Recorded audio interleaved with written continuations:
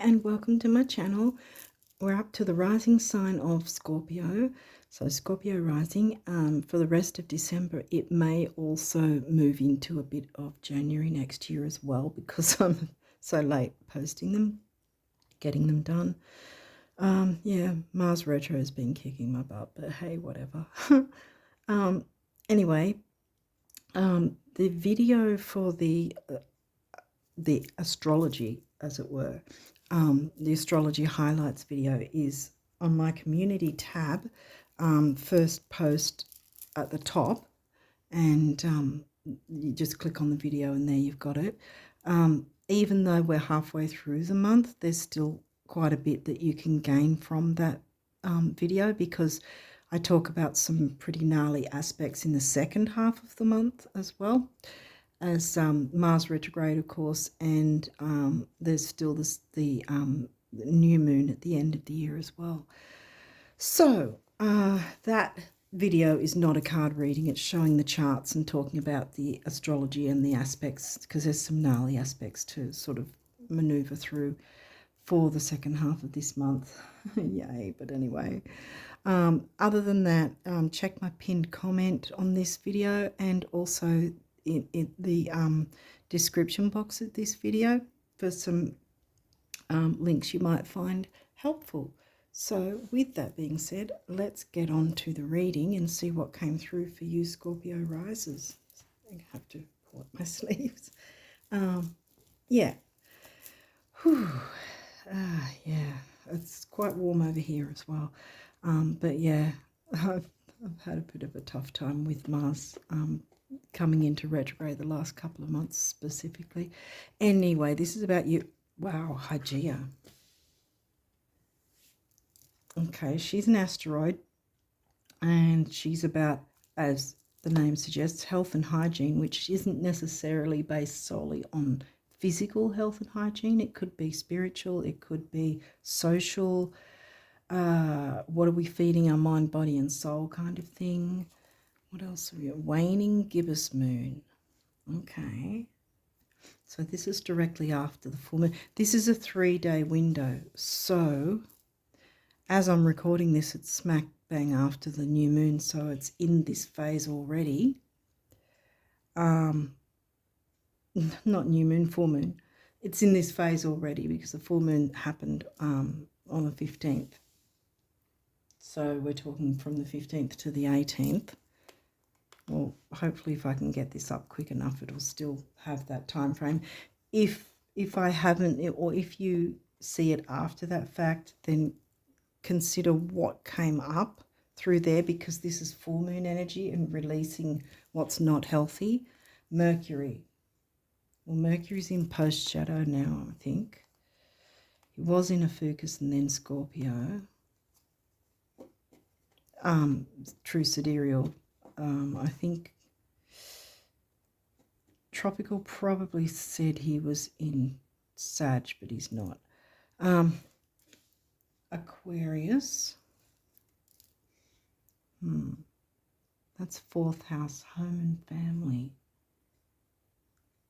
Communicating, clearing something negative with regards to home and family. It's your rising sign. Neptune is in retrograde, as far as I know, still in Pisces. Neptune's the ruling planet of Pisces, but you don't have Pisces or 12th house yet. You've got 11th house, though. That's in Virgo for you. What else? Waxing crescent moon. Okay, so we've got the opposites. Okay, so this is now. Let's say this is now. This will be, the new moon will hit. It's going to be a 3-day window. So we're looking at, yeah, right. Well, we're looking at, we opened up with Hygeia, right? You know, checking out what we're feeding our mind, body, and soul, looking into the health of that, whether that's actual physical health or emotional health, mental health, social health, whatever the case, financial health even. We haven't got any financial cards yet, but that's just another example. But yes, so that's happening now, the full moon energy, clearing that away, communicating that in some way with your fourth house, wasn't it? Yeah, your fourth house. Friendships and wishes, hopes, dreams for your family, clearing that away, moving across to then have your 11th house, because we had Aquarius in the 4th. Now we've got 11th house with Virgo, bringing in the more healthier ways of things, because Neptune, while it has the negatives of self-sabotage and addictions, it also has the good side of going with the flow, art, beauty, music. Music is pretty much a form of art anyway, but bringing in stuff like that, bringing in the new, because this is now new moon energy. Libra. Okay, so now we have the 12th house in the building, so to speak. Okay, so Libra in your 12th. So a bit of Pisces energy there all round, like Neptune ruled Pisces. But yeah, I think it's clearing the way first, because then you can bring in the new, which has something to do with relationships and community. 4th house. Or 4th house there, sorry. Home and family and the roots of your being, yeah. Something to do with home and family needs to be cleared up so that your 11th house can then, your 11th and your 12th, that's your 12th, and there's your 11th in Virgo. 3rd house, your potential to learn something and your local neighbourhood. Mercury ruled, communicating. 3rd house, how you communicate, which happens to be in Capricorn for you. Chiron. Communicating is going to bring healing. Communicating, clearing the way with some sort of toxicity of some sort. It doesn't have to be like really heavy toxicity. It could be just something that's, you know, if we look at it close enough, you know, honestly enough, we're like, that's got, it's a bit of toxicity or the potential to become toxic if we don't do something about it now. So there's healing by communicating, clearing the way so that you can bring in the new. Okay. We have 4th house again. Okay. 4th house in Aquarius. There's absolutely something to do with home and family and groups, friendships, community. Now we've got the Virgo house. We have the Virgo sign. Now we've got the Virgo house. 6th house craft. 6th house is in Aries for you guys. Semi-sextile. Well, that's an aspect, and that's an easy one. That's a good thing. Allowing this to take place, allowing yourself to communicate this, the numinous mystery, using your intuition to work out what might be needing to be cleared away, to communicating that is going to be healing for the home family situation. Sagittarius, the Voyager, go on that voyage. Whether that's metaphorical or physical. Sagittarius in your 2nd. Take a financial voyage of some sort to clear the way. Or take a voyage to help your finances. Saturn, wisdom. Well, Saturn's been retrograde in Sidereal Aquarius. I think he's in post-shadow now. I forgot to check before I did the reading. 8th house. Okay, now we've got the Scorpio house, which would be in Taurus for you, wouldn't it? No, it's Taurus is in your 7th. It's your relationship house. So it's Gemini in the 8th. Communication again. Intimacy, bringing more intimacy into the situation. the home and family, clearing something away that's negative of the home and family so you can bring more intimacy and healthy intensity. I want to say healthy with Virgo. Remember, Virgo house, Virgo sign. Healthy intensity that's going to, with the emotions, it's going to be healing. Clearing something out, though. Even if it's only a slight thing that has the potential to get worse over time. So you clear it out of the way now. And you'll be better off for it. Shared resources, bank accounts, taxation, credit cards, debts, sex, the occult, all those sort of things are 8th house. Scorpio, you are Scorpio rising. You got your rising sign there too. Taking things slowly and methodically. You got Virgo twice, house and sign, along with Saturn, which is the Capricorn ruling planet. So,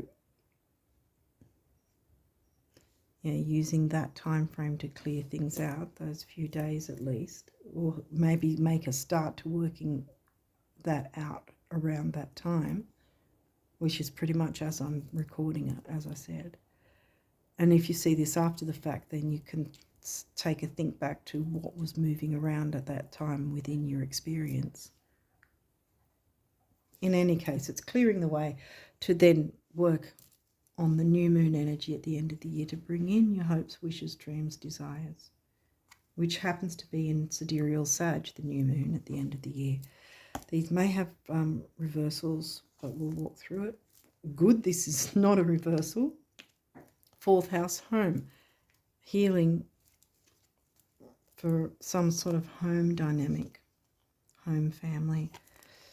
Oh, look, sustainability. So it's sustainable. Whatever you look into, it's going to be sustainable. It's going to heal by looking into that, clearing that, and then moving into what you want to bring in that's new with your hopes, wishes, dreams, and all that sort of thing, and social circles. Actually, no, that's Aquarius, isn't it? Or I said it for a reason. Hopes, wishes, dreams with the new moon anyway, but it's Sag themes, which is all about your 2nd house. So it's going to be money coming in, I think, because we did get Saturn, which is around about Capricorn kind of thing. It's the Capricornian ruling planet. Yeah, I mean, we didn't get 2nd house or Taurus. No, we did get 2nd house because that's Sag. Yeah. Taurus is in your 7th, but that's not. That's in your 12th. Dreamy relationships.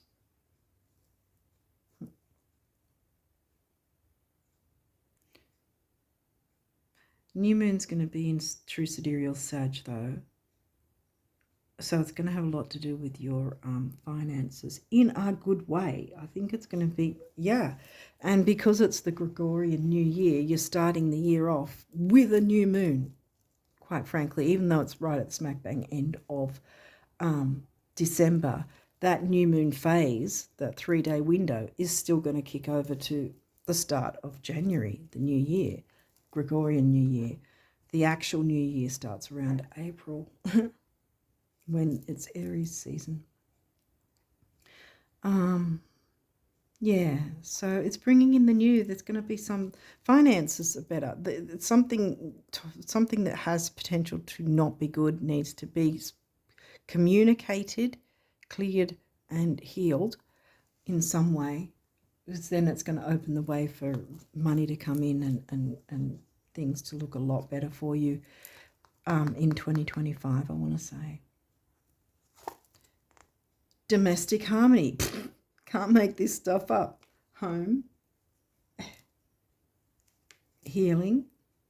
4th house. Home and family. domestic harmony, communication, you know, your throat chakra, speaking your truth, heart chakra, home and family, what's important to you, second house, Sag, what you find valuable to you, your values, self-worth, who you value, items you value, all sorts of things. So yeah, the heart chakra, emotional satisfaction and expression. 4, the number of the builder. 6 is temporary opportunity. I always say it doesn't mean that something similar won't come back at some point in the future, but you've got it now. Take it and run with it. And also, besides temporary opportunity, it's focus, detail, and dignity. 4 and 6 is 1, emotional vitality and personal power. Yay. Sorry for shaking it. And adventure, which is Sag, the Voyager. Dang. Yeah, because the money, healing the money thing, clearing the way, healing, change is as good as a holiday. Maybe a holiday is what you need with the family, those you feel close to, going on a holiday and getting the hell out of the, you know, environment, so to speak, even if it's just that you've been in kind of cabin fever or something maybe.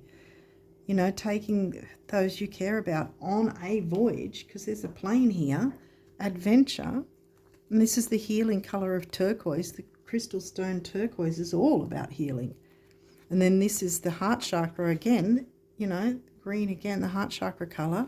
And look at this. When I see master numbers, the double numbers, I always see I'll say again, when I see these double numbers being the master numbers, I always feel that that means that more than one person is going to benefit from jumping into these energies and working with them.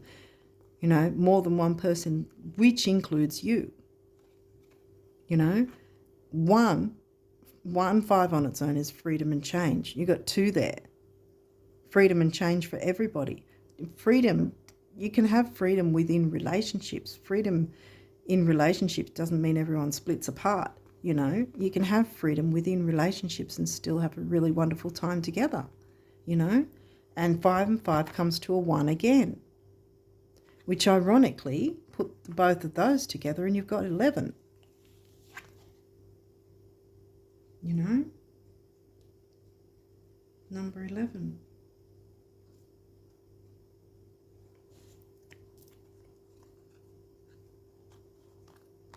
The doorway, the gateway to happiness and home. I'm getting the 4 of Wands there too. Happiness in the home. I think that that's it. Either a physical voyage or a metaphorical one, but money is going to be a big deal. It's, yeah, it's a new moon. Big money's coming in. And or work with the new moon to put your wishes out there for money to come in.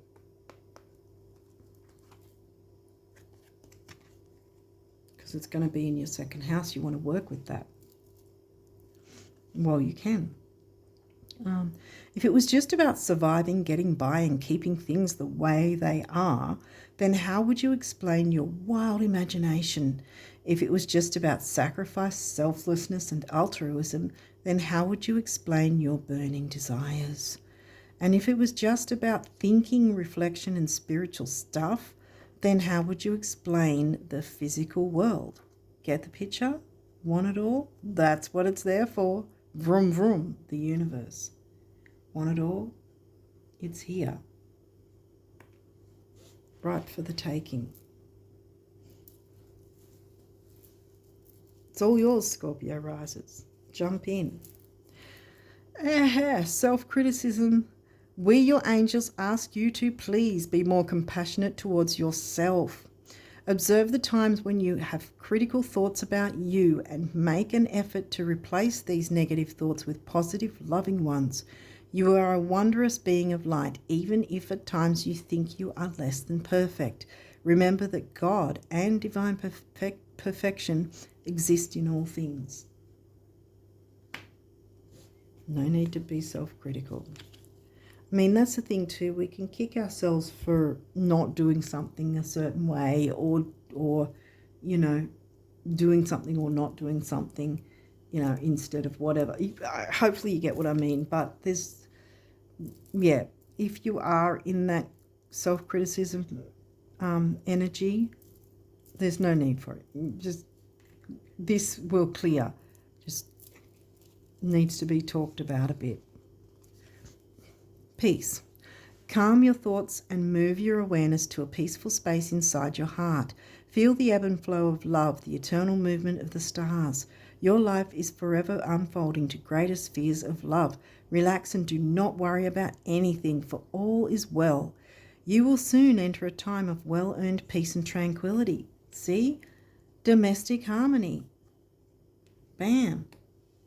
It's on the way, guys. And then we have compassion.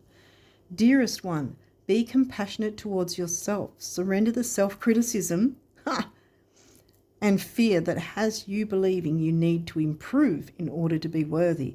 You are perfect just as you are. The only thing that needs to change is your perception. You will come to realize the jewel you are when you love and honor yourself as you are. Well, wow. So, no need to be self-critical. Any issues that you may have been having within the family, it looks like they're going to be cleared up. They're going to be cleared up with a bit of communicating, getting rid of, and then looking forward to the new moon at the end of the month. This might come about around Christmas, actually, Christmas Day. If you don't celebrate Christmas, around the 24th, 25th, 26th. It's coming out to be cleared away, that's the point. And then you can move into bringing in the new peace, harmony with your home and family. Allow these energies to work for you and gain that wisdom for yourself and others. But you're going to have harmony in the home. I think that's a wonderful thing. Yeah. Okay. On that note, I'm going to leave it there and wish you all the best of luck with December and onwards, and Happy New Year, of course. And yeah, jump into these energies because they want to work with you. They're not working against you, they're working with you. You're Scorpio, you already know this. Scorpio rises. I'm not telling you anything you don't know. Anyway, it's always like that with you guys. But yeah, so I'm going to leave it there and wish you all the best of luck with the rest of the year, and Happy New Year when it comes to. And until next time, bye for now.